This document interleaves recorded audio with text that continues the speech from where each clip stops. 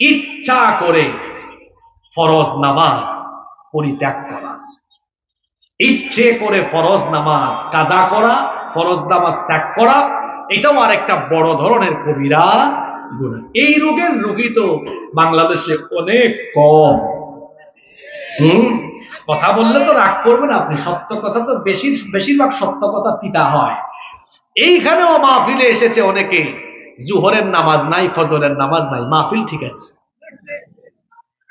ওয়াজ শোনা নফল, নামাজ আদায় করা, জোরে বলতে হবে, নামাজ আদায় করা।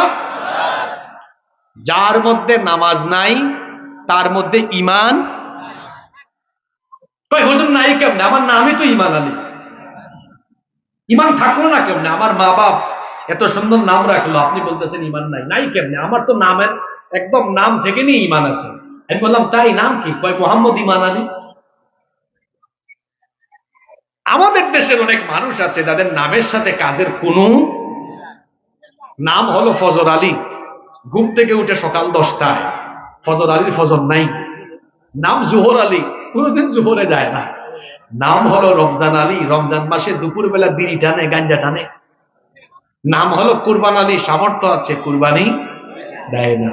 এরকম বহুত ঈমান আলী আছে, বহুত ঈমান আলী আছে। নাম আব্দুল মোমেন, এখানে কেউ থাকলে রাগ করেন না। আবার নাম হলো কি? আব্দুল মোমেন, কিন্তু আজান হলে নামাজে।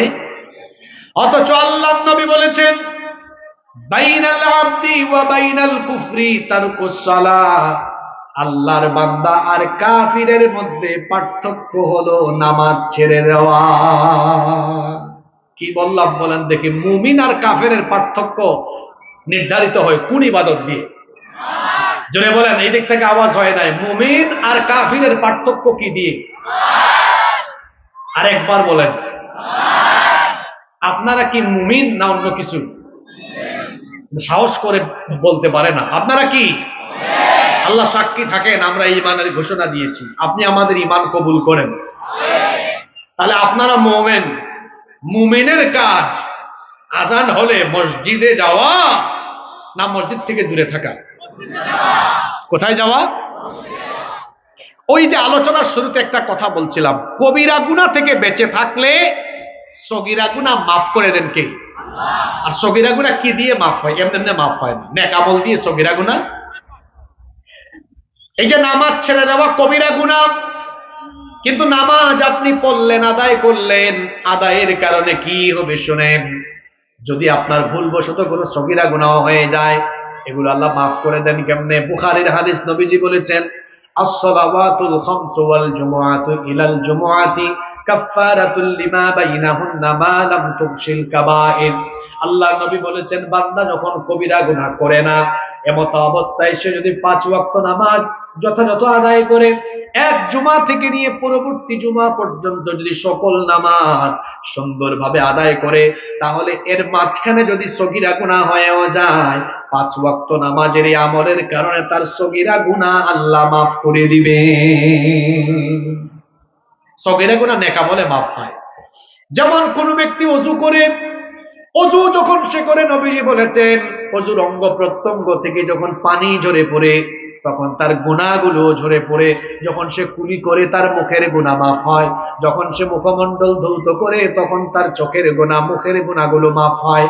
যখন সে তার 2 হাত কনুই পর্যন্ত ধৌত করে, ওযুর পানিগুলো যখন বেয়ে বেয়ে পড়ে, তখন তার 2 হাতের সগীরা গুনাহগুলো ঝরে ঝরে পড়ে। সুবহানাল্লাহ।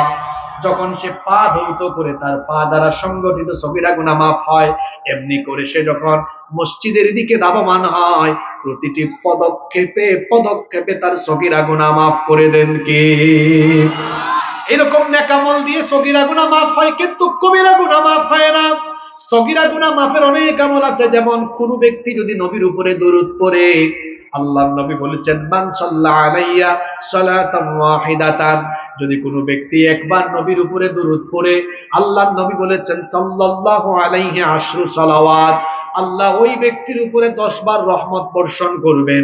ওয়া হুত্তাত আনহু আশরু খাতিআত, একবার দুরূদ পড়লে আল্লাহ ওই ব্যক্তির আমলনামা থেকে 10টা সগীরা গুনাহ মাফ করে দেন।